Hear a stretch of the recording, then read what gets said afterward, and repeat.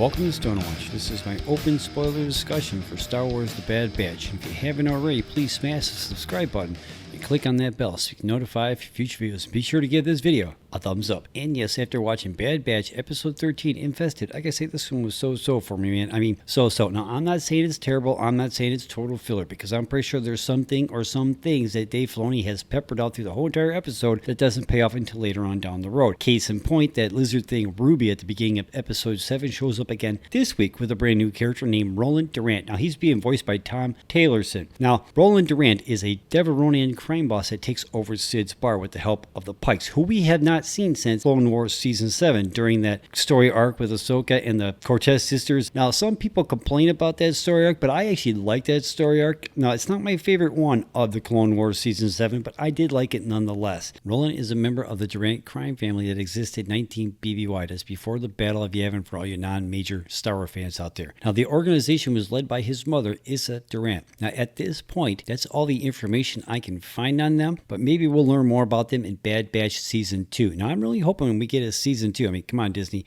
Don't disappoint. At least give us a second season of this show. And I'm kind of wondering when exactly they're going to make that announcement for a Season 2. I'm hoping that they're not going to make us wait till Star Wars Celebration next year to make that announcement. And if they do that, I'm hoping it's not be like, we're just going to start working on a Season 2. We just want to let you know. I mean, if they do make that announcement next year at Star Wars Celebration, like, we're going to make a Season 2 and here's your sneak peek just for you. You know what I'm saying? I mean, that's what I'm hoping that they do. Now, like I said, I thought this episode was so-so, but what I thought was interesting is that the Bad Batch were still doing jobs for Sid, because that's how this episode started. They just got back from a mission. They were complaining that she did not give them all the information before they left. Now, I'm wondering exactly how much time has passed since the Ryloth mission, right? I mean, that's one thing about this show. I mean, sometimes you go from one episode to another, you kind of can tell that it was pretty much like following like right after the previous episode. And other times that we go to the next episode, it seems like there's been some kind of time that has passed, but they don't really specify exactly how long that is. I mean, it could have been like a month or two, even though it's only been a week for us, right? I mean, it's like one of the things I was thinking about as I was watching this episode. You don't really know. You know what I'm saying? Another thing I thought was kind of interesting in this episode was how quick the Bad Batch were ready to write Sid off, because as soon as they found out she was no longer in charge of her bar and she was nowhere to be found, they were just going to leave, and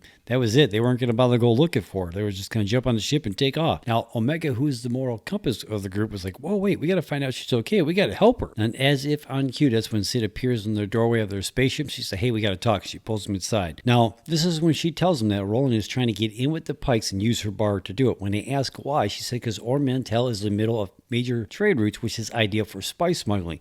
And Roland was going to sell a major shipment of spice from her bar the next day. So her plan was to get into the office, steal the spice, so when the Pikes showed up, they'd take him out and she'd get her bar back and everything would be back to normal. Now, her plan was to take him down in these tunnels underneath the city. Now, this kind of gave me like the Indiana Jones in the Temple of Doom like type vibe, or like the Mines of Moria from Lord of the Rings. Or actually, you know what, it really kind of reminded me of the Jedi Academy trilogy, where Han Solo goes into spice mines at Kessel and he's running from these spiders that actually create the spice on Kessel. It kind of made me feel like that, and I thought maybe that they actually might bring that into this show, but that wasn't the case. It was more like kind of like a bugs that kind of reminded me of the Geonosians and stuff like that. That's kind of like they made me think of when they actually appeared in this episode, except where they were like really light sensitive and they could hear stuff like really well. And Wrecker drops the flashlight down in the pit. I thought for sure they were all just come boiling out, but that didn't happen at that point. It does happen, but not at that point. Now, they do steal the spice, but on the way out, when the bugs do come out, they end up dropping the spice. Now, they thought that was going to be okay and they could just leave and everything be all right.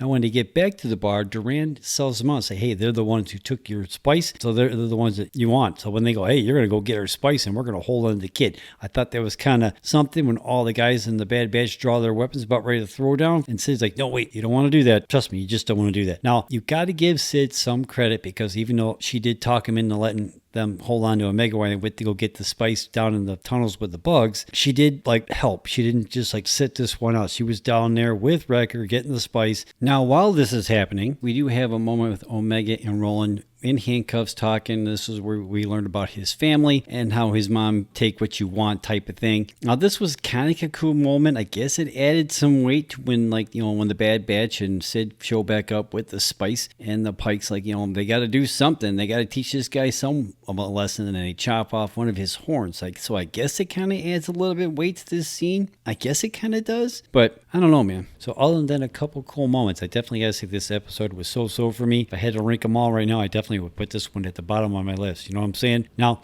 next week's episode 14, War Mantle, I can't wait to see what that's all about and how that comes about. Hopefully it'll be a little bit longer of an episode that we've gotten recently, other than the first episode being 70 minutes. Maybe it'll be close to that one. Maybe, just maybe. And I'm hoping we get maybe an announcement on what episode 15 and 16 are going to be, roughly about, at least some title, right? So, I don't know, man. Did you watch episode 13 of The Bad Batch? Let me know in the comments down below. Where does this one rank with you? Let me know in the comments down below. I'm hoping next week is really good. Kind of hoping. Let me know what you think in the comments down below.